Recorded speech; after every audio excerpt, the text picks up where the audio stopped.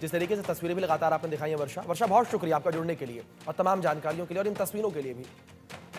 चलिए खबरों में आगे बढ़ते हैं। खबर इस बीच दिल्ली से है, जहां अवैध बांग्लादेशियों पर एक्शन लिया गया है। ये बड़ी खबर निकलकर सामने आ रही है। दिल्ली पुलिस की बड़ी कार्रवाई देखने को मिली है। 12 अवैध बांग्लादेशियों को पकड़ा गया है। अवैध बांग्लादेशियों को डिटेंशन कैंप भेज दिया गया है।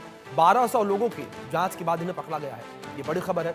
दिल्ली पुलिस का तलाशी अभियान लगातार जारी है। दिल्ली पुलिस लगातार तलाशी अभियान ले रही है और अवैध बांग्लादेशियों को पकड़ने के लिए ये पूरा धरपकड़ अभियान दिल्ली पुलिस के द्वारा चलाया जा रहा है।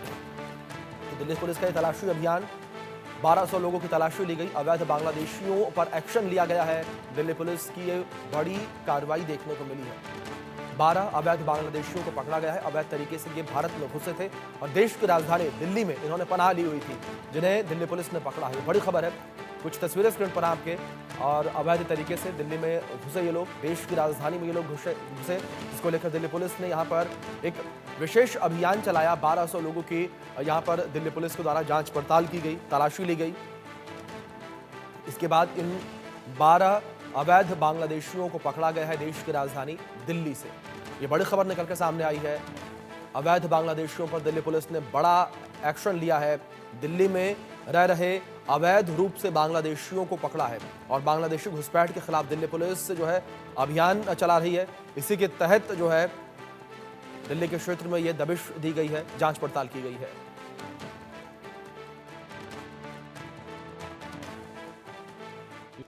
टोटल हम लोगों ने अब तक 12 बांग्लादेशी पकड़े हैं, जो अलग अलग थाना क्षेत्रों से हमने पकड़े हैं। कुछ निज़ामुद्दीन से हैं, कालिंदी कुंज और शाहीन बाग और सरिता विहार इलाके से हम लोगों ने इनको डिटेन किया है और सब के सब जो हैं डिटेंशन कैंप में भेज दिए गए हैं।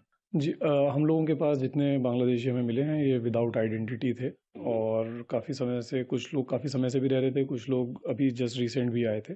तो अलग अलग अवधि से ये लोग हमारे इलाके में रह रहे थे, जिनको पकड़ा गया। जिसमें हमारा बांग्लादेशी सेल है, जो स्पेशलाइज यूनिट है हमारी, उसने इसमें काम कर रही है इनपुट के बेस पे। देखिए, जो जो इन्फॉर्मेशन जैसी आती है उसको वेरीफाई करते हैं। अब तक हम लोग 1200 के करीब जो हैं लोगों को वेरीफाई कर चुके हैं और आगे भी इसको करेंगे जैसी इन्फॉर्मेशन आएगी।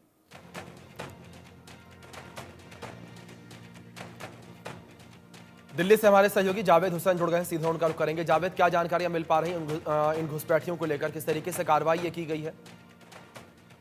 और देखिए, लगातार एक एक एक करके दिल्ली पुलिस की जो तमाम डिस्ट्रिक्ट हैं वो बांग्लादेशियों के जो खिलाफ पहचान और उनको लेकर कार्रवाई जो है वो लगातार तेज है। और इसी दरमियान साउथ ईस्ट डिस्ट्रिक्ट ने 12 बांग्लादेशियों को आइडेंटिफाई किया है, जिसमें ये बांग्लादेशी बगैर आइडेंटिटी कार्ड और बगैर किसी पहचान पत्र के ये दिल्ली में रह रहे थे। इसमें कुछ जो है दिल्ली पुलिस ने बताया कि वो काफी समय से रह रहे हैं। हाल ही में अभी जिस तरीके से साउथ वेस्ट, फिर साउथ और अब साउथ ईस्ट ने एक बड़ी कामयाबी हासिल की है और लगातार बांग्लादेशियों के खिलाफ जो एक ऑपरेशन चल रहा है, जो कि दिल्ली के लेफ्टिनेंट गवर्नर वीके सक्सेना ने एक लेटर लिखा था वो बांग्लादेशियों के खिलाफ कार्रवाई को लेकर, उनके पहचान को लेकर।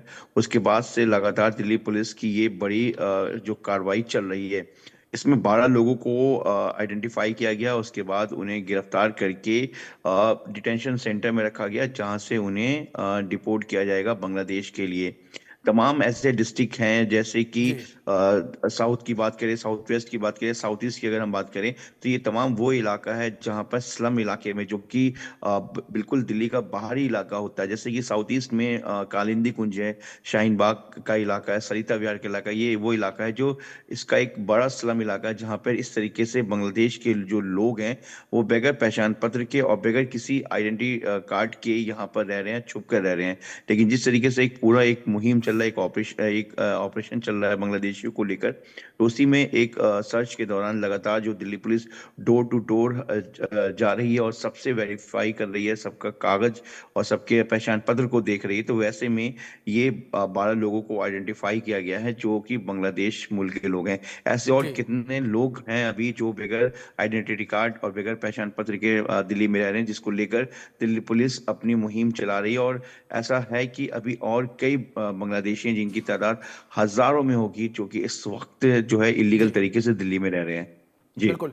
जावेद, जिस तरीके से आपने शाहीन बाग क्षेत्र का जिक्र किया जहां से बांग्लादेशियों को पकड़ा गया, काफी सेंसिटिव क्षेत्र ये माना जाता है। दूसरी ओर जावेद, खबर यह भी सामने आ रही थी कि ये बांग्लादेशी पहले भी भारत में आ चुके हैं, पहले भी घुसपैठ कर चुके हैं और ये एक बार फिर से भारत में घुसे हैं।